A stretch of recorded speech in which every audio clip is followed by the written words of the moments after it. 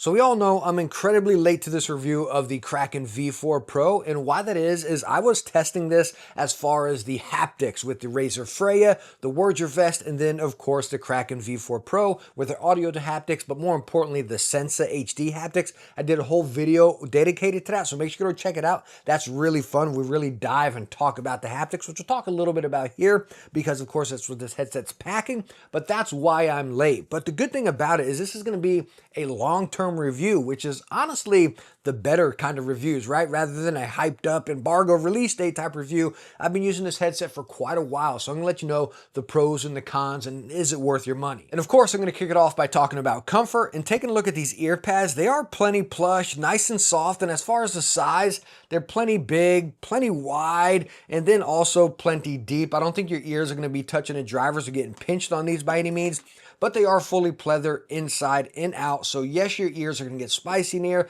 but of course that plays into the sound and the haptics as well. But they are easily replaceable. You can simply peel them back right there. If you wanna slap some wicked cushions on here, just go with the universal pair.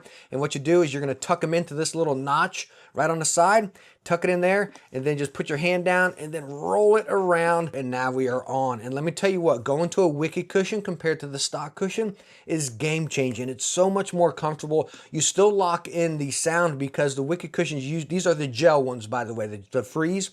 They got the gel up top and they got the gel inside. So you're still locking in that bass, you're locking in that haptics, you're still gonna get the same sound. You're gonna change the comfort, and let me tell you what, these are hands down amazing and a must if you own this headset. And as far as the headband, you got that sports material right here, very nice and plush, a little bit deceiving because it's only plush over to the side. Once you get over to here, it's just a hard bracket right there. So it really starts getting soft towards the end right there. So your headband's really from here over to here, which I think is gonna be perfectly fine for people, but again, it is super plush. And as far as adjustability of this headset, full swivel all the way out, ear cups go in and out, and then you have plenty of adjustability for a big head or a small head. It's just a very comfortable headset. I think the only downfall are these spicy ear pads. And taking a look at the build of this headset, let me tell you what, it is premium. One of the better ones out there, as these forks are totally metal, going right up into your adjustable arm here. This is all metal. Now, unfortunately, going up here, this is plastic, which is another one of our weak points as far as headsets. Whenever you take them on and put them off.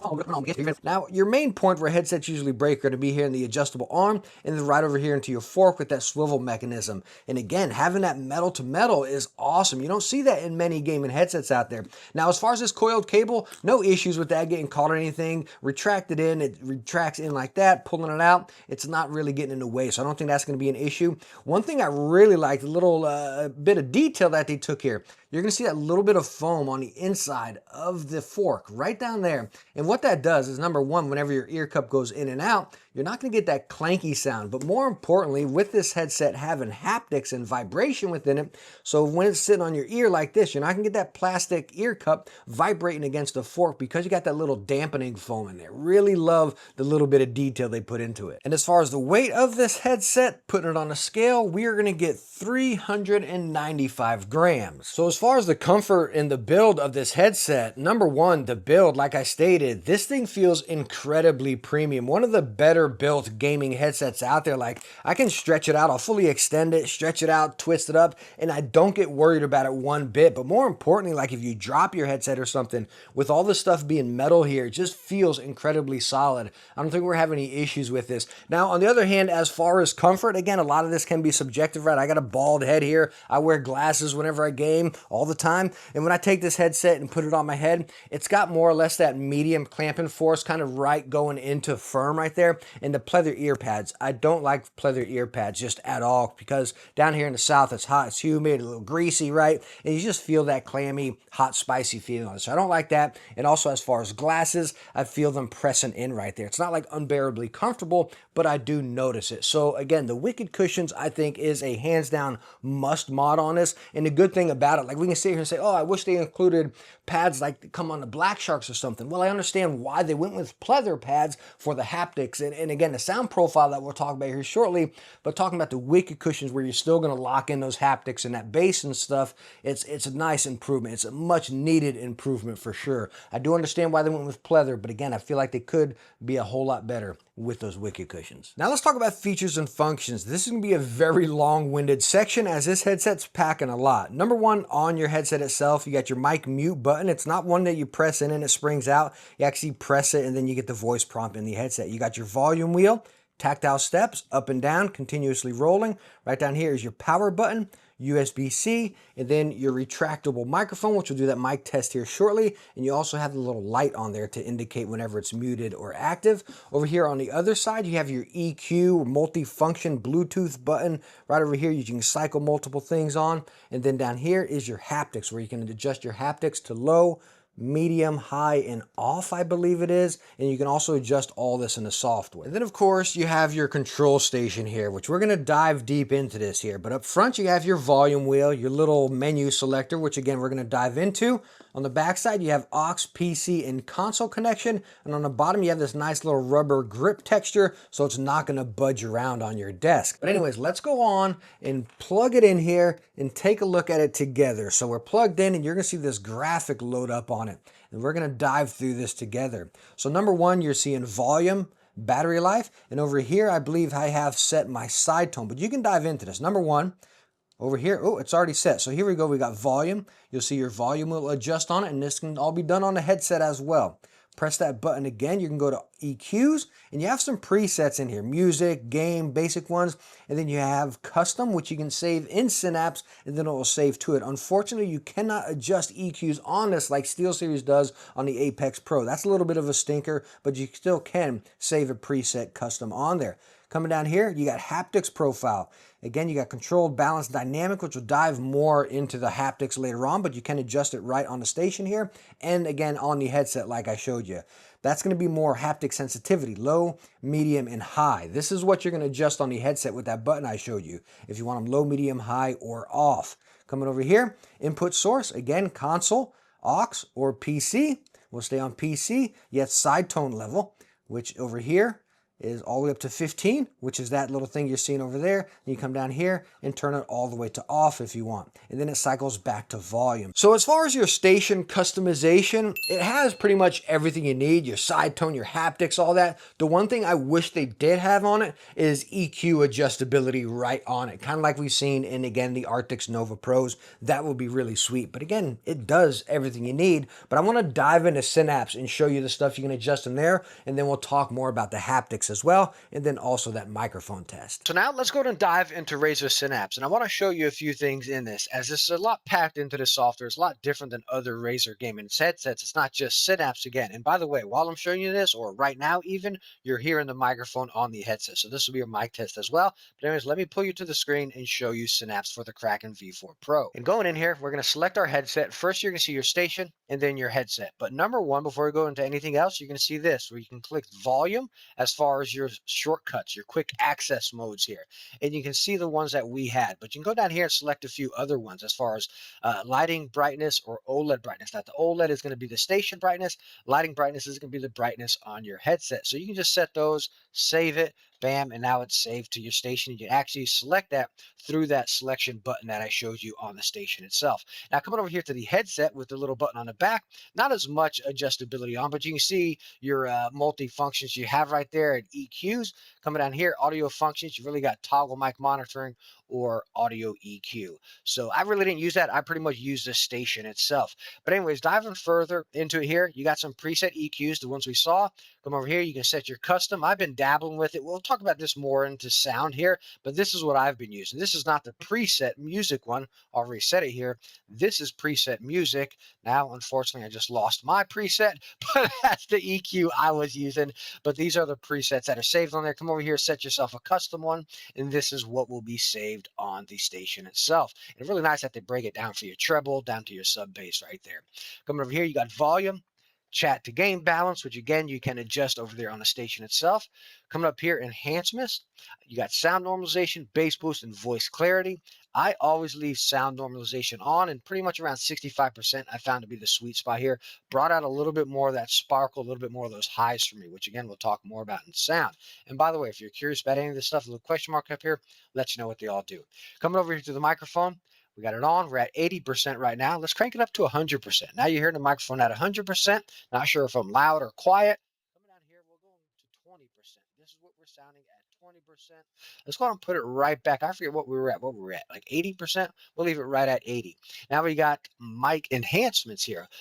Volume normalization at 55%. Let's try vocal clarity. That's what we're on right now. Vocal clarity. Mic noise cancellation. Now, I don't have much going on in my room. I got my PC running, and that's really about it. So I'm not sure if that's going to knock out any of that noise. And then voice gate over here on low. We got the voice gate on low. And then over here, we have it on high to see if that sounds any different.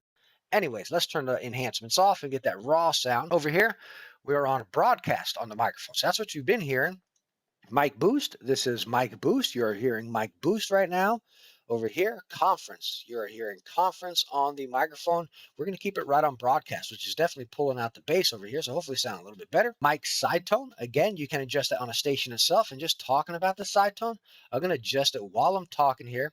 Okay, so wait, hold on. Test, test, test, test, test, test, test. I start hearing a little bit right around 5. Right when you jump up to 6, you get a really nice, manageable side tone. It is a little airy of a side tone, right? I'm not getting that broadcast type of sound. Sounds, I don't want to say walkie-talkie. That might be a little harsh. Maybe let's say cell phone. It sounds like a phone call, right? But I'm starting to hear it pretty good at 6. If I come up to, whoo, wow. If I come up to 15, I really, really hear it. Now, if I come down to 10, I can still, or 11, let's get to 10. Why won't it go to 10? There we go. It's quite a bit of jump. 10 is pretty manageable. I think 10's pretty good. 6 is when you start hearing it. 10's pretty fair. When you start jumping up, like even jumping from 10 to 11, I start hearing like my breath within my words whenever I'm talking. So again, side tone is very responsive once you get past 5. Anyways, let me turn that off right now. We're going to go over to haptics and talking about haptics here. So you can see haptics intensity, which you can adjust on a station, go high to low, all the way up to there. But this is the biggest thing about this headset is Razer Sensa HD haptics, which you got to launch into a separate app right here. But you can see compatible games. Let's go and load this up right now.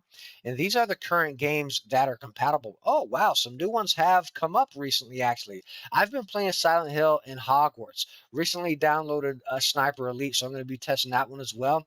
But Sensa HD haptics are not just regular old haptics, which are audio to haptics, which we're very used to right down here.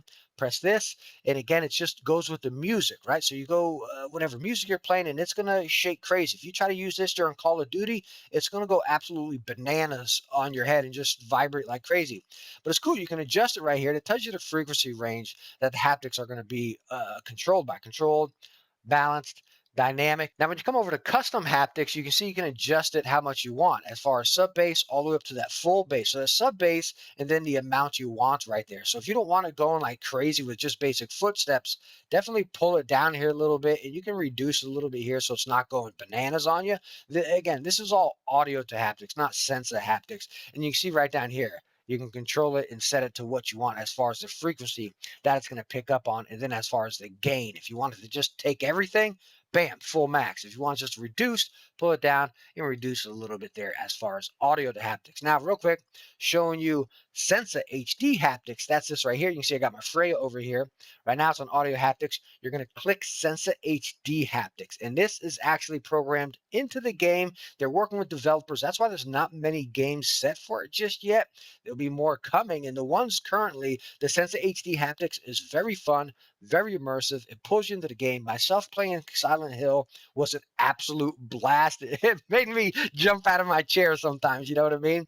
It is very fun because it's not excessive haptics like audio to haptics. It's again programmed into the game. So it's when you're using a weapon or if you're breaking a window or something like that, then you'll feel the very mild haptics. But you can still adjust it, right? If you want low or you want high, you can still adjust that in Sensa HD haptics. You just can't adjust the amount of haptics like you did in audio to haptics. I hope I didn't lose you in that segment about features and functions about this headset. There's so much into the software here, and what I really wanted to show you is, again, the differences. Like if you go into this, it's going to disable that, or you have to enable this to activate that, and so on and so forth. I wouldn't say it's finicky, it's just different things that are controlling it. And if you go into one thing, it disables that. You got to go off and activate that again. So again, there's a lot to control in there. Everything you really need as far as haptics and sound and RGB on the side and all that stuff. So hopefully me breaking down Synapse helped you out a little bit. And by the way, I forgot to show you the cool little mic mute light right there. And everything that you activate on the headset is voice activated. So let me go and do the mic. Mic on. Mic off. Haptics off. Haptics low. Hold up. There's two more things I need to mention here. And sorry I keep going on and on. Again, this is the benefit of long-term reviews. You're able to find little finicky things and mention every little detail about it. Number one, being the battery life on this headset. You got the haptics, you got the RGB, right? You got a lot going on with this headset, and the battery life does not last very long. It always dwindled down on me. I mean, I charge my stuff when it gets to around 20%, which, like I mentioned, I leave my battery status over here on the station, so I always see it, so I know when to plug it in. But I mean, I might get maybe 2 days worth of gaming out of this, and then I got to plug it in. That's because, of course, I'm playing Silent Hill, so I got my Sensa HD haptics on, and then the RGB's going and everything as well. So I'm using the full decked out features on the headset. Maybe that's why my battery life was not lasting too long. The other thing I forgot to mention is, yes, this headset does have Bluetooth, and yes, it is simultaneous Bluetooth. All right, so now finally moving on for features and functions, let's talk about sound. Now the Razer Kraken V4 Pros are using Razer's Triforce 40mm drivers, and we remember the fully pleather ear pads. That all goes into one combination. If you watched any of my other Razer headset videos, the 40mm Triforce drivers from Razer are definitely more bass and immersion. I've always geared them more towards like story games and such, and it's the same results you're gonna get right here. But the combination, again, with the pleather ear pads, unlike we see with like the Black Sharks or the Kyras or something like that, right? All of that's holding in here and working together. So if I'm playing Silent Hill and I got my haptics on, again, it's a little bit more bass driven. It's held in by those pleather ear pads. Oh my goodness, it pulls you into that game, and whew, let me tell you what, I jumped out of my chair a couple of times playing. I don't play many horror games, right? But man, oh my goodness, with the haptics, it's just perfect haptics with Sensa HD. Audio haptics a little crazy, but again, with the Sensa HD, you're breaking a window or opening a door or something like that, or doing your weapon, you know? It was so incredibly cool. But I know I'm talking haptics here, but that plays into the sound, right? The 40mm drivers being a little more immersive, you got more bass in them. It definitely has the bass and the mids kind of working together. You're still going to get your highs, you can get the separation from the Triforce drivers, but there's no question about it. They're definitely geared more towards story or immersion, because there is more bass into it. And you notice that whenever I go to play Call of Duty, which is one of my go-to games right now. I play a lot of it. And with this headset, I caught myself wanting to reduce a lot of the bass when I was playing Call of Duty. But unfortunately, I couldn't find a setting, even with the noise or the audio enhancement that I left active there, I couldn't find a setting to get me that FPS pop, right? It was just kind of dull, which felt like it was kind of overdone by the bass and mids over there. Even if I pulled out my highs and I had my enhancement on, I still couldn't get it. So I was like, oh, let me pull out the bass. Maybe that's where it is, you know? And I couldn't get it there either. Then it just became, footsteps and a little bit too, I don't want to say muddy, but too soft sounding, you know what I mean?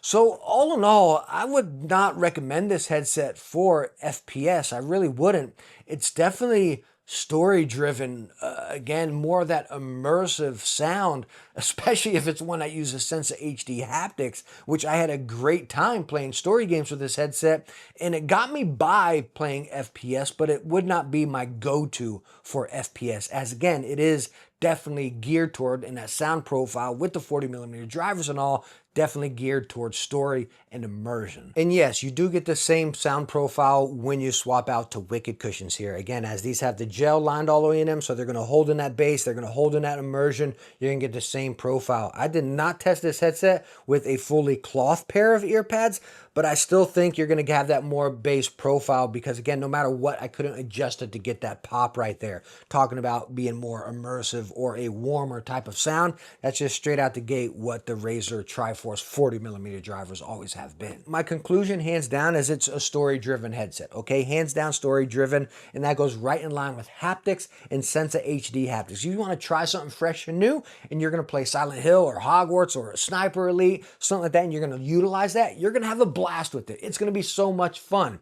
But I don't think it's that headset that's going to get everything done. Hopefully that makes sense. So if you're just looking for a good headset to do everything, go with the SteelSeries Arctis Nova Pros right now for $300. If you want to experience some fun new tech to pull you in and immerse you into some story games, then try the Kraken V4 Pro. That's the easiest way to put it.